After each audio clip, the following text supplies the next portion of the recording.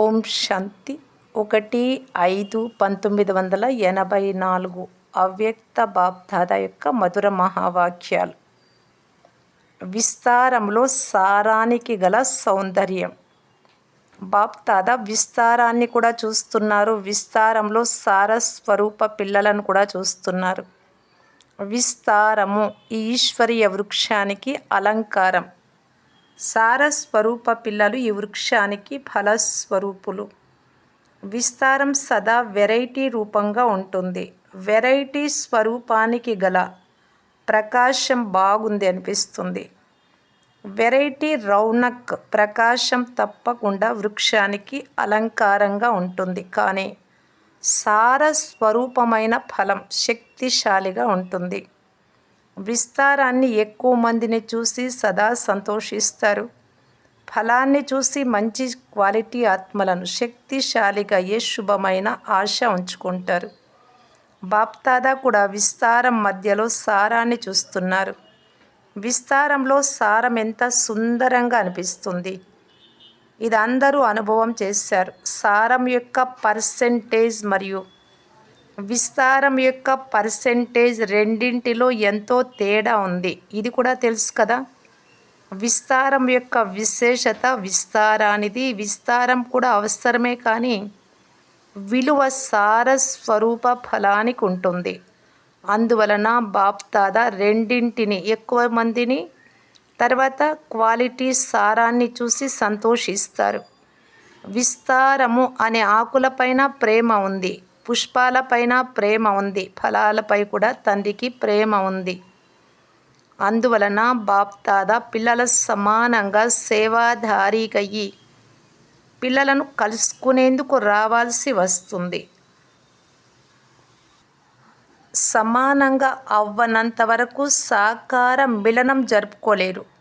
విస్తారంగా ఉన్న ఆత్మలు కావచ్చు, సారస్వరూపం కల ఆత్మలు కావచ్చు, ఇద్దరూ తండ్రికి చెందిన వారిగా అయ్యారు, అనగా పిల్లలుగా అయ్యారు. అందువలన తండ్రికి నెంబర్ వారీగా ఉన్న పిల్లలందరి మిలనం చేసుకోవాలి, అందరినీ కలవాలి అనే భావనకు ఫలం ఇవ్వాల్సి ఉంటుంది. భక్తులకు కూడా భక్తికి ఫలం అల్పకాలిక ప్రాప్తి అవ్వనే అవుతుంది. కనుక పిల్లల అధికారము పిల్లలకు తప్పకుండా ప్రాప్తిస్తుంది. ఈరోజు వతనం నుండి మురళి నడిపించేందుకు రాలేదు.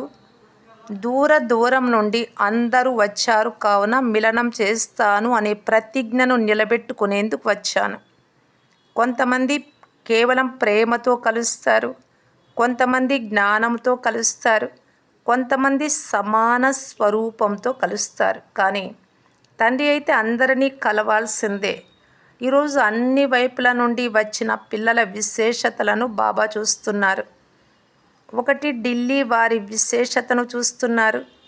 ఢిల్లీ సేవకు ఆది స్థానం. అంతేకాక ఆదిలో కూడా సేవాదారులకు సేవను ప్రారంభించేందుకు యమునా నదీ తీరమే ప్రాప్తించింది. యమునా నదీ తీరానికి వెళ్ళి సేవ చేశారు కదా.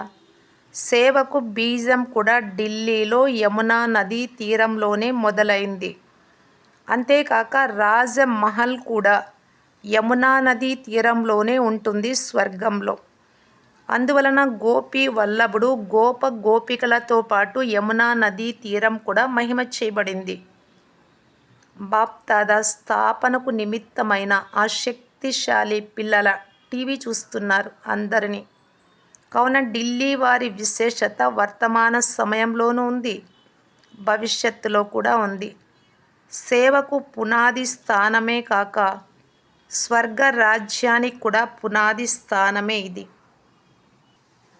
పునాది స్థానపు నివాసులు ఇంత శక్తిశాలిగా ఉన్నారు కదా. ఢిల్లీ వారిపై సదా శక్తిశాలిగా ఉండే బాధ్యత ఉంది. ఢిల్లీ నివాసి నిమిత్తాత్మలకు సదా ఈ బాధ్యత కిరీటం పెట్టబడి ఉంది. కిరీటం ఎప్పుడు తీసేయడం లేదు కదా. ఢిల్లీ నివాసులు అనగా సదా బాధ్యత కిరీటదారులు. ఢిల్లీ వారి విశేషత అర్థమైందా. సదా ఈ విశేషతలను కర్మలలోకి తీసుకురావాలి, మంచిది. ఇక రెండవ వారు అల్లారు ముద్దు అపురూపమైన కర్ణాటక పిల్లలు. వీరు భావనను మరియు స్నేహపూరిత నాటకాన్ని చాలా బాగా చూపిస్తారు. ఒకవైపు అత్యంత భావన మరియు చాలా చాలా స్నేహిలు, రెండవ వైపు ప్రపంచము లెక్కతో ఉన్నత విద్యలో ప్రసిద్ధిగాంచిన వారు కూడా కర్ణాటకలో ఉన్నారు. బాగా చదువుకున్నవారు కావున భావన మరియు పదవికి అధికారులు ఇరువురు ఉన్నారు. అందువలన కర్ణాటక ద్వారా శబ్దం పెద్దగా వ్యాపించవచ్చు. ఇది శబ్దాన్ని బిగ్గరగా చేసే ధరణి భూమి. ఎందుకంటే విఐపీలు ఉన్నప్పటికీ భావన మరియు శ్రద్ధ గల భూమి అయిన కారణంగా నిరహంకారులుగా ఉన్నారు. వారు సహజ సాధనంగా అవ్వగలరు. కర్ణాటక భూమి ఈ విశేష కార్యము కొరకు నిమిత్తంగా ఉంది. కేవలం తమ ఈ విశేషతను భావన మరియు నిరహంకార స్థితి రెండింటిని సేవలో సదా తోడుగా ఉంచుకోవాలి. భావనను, నిరహంకారి స్థితిని, ఈ విశేషతను ఎలాంటి వాతావరణంలోనూ వదిలేయరాదు. కర్ణాటక అనే నావకు ఈ రెండు చేతుల లాంటివి. ఈ రెండింటినీ జత జతలో ఉంచుకోవాలి. ముందు వెనుక కాదు. అలా జత జతలో ఉంటే సేవ అనే నావ ధరణికి గల సఫలతను విశేషతను చూపిస్తుంది. రెండింటి బ్యాలెన్స్ పేరును ప్రసిద్ధి చేస్తుంది. మంచిది. సదా స్వయాన్ని సార స్వరూపము అనగా ఫలస్వరూపంగా తయారు చేసుకునేవారు బాబా సమానంగా. సదా సార స్వరూపంలో స్థితులై ఇతరులను కూడా సార స్థితిలో స్థితం చేసేవారు. సదా శక్తిశాలి ఆత్మలు, శక్తిశాలి స్మృతి స్వరూపులు, శక్తిశాలి సేవాదారులు, ఇటువంటి సమాన స్వరూపంతో మిలనం జరుపుకునే శ్రేష్ఠాత్మలకు బాప్దాదా ప్రియ స్మృతులు మరియు నమస్తే. యూపీలో దేశ విదేశాలలో ప్రసిద్ధమైన ప్రపంచంలో అద్భుతమైన తాజ్మహల్ ఉంది కదా.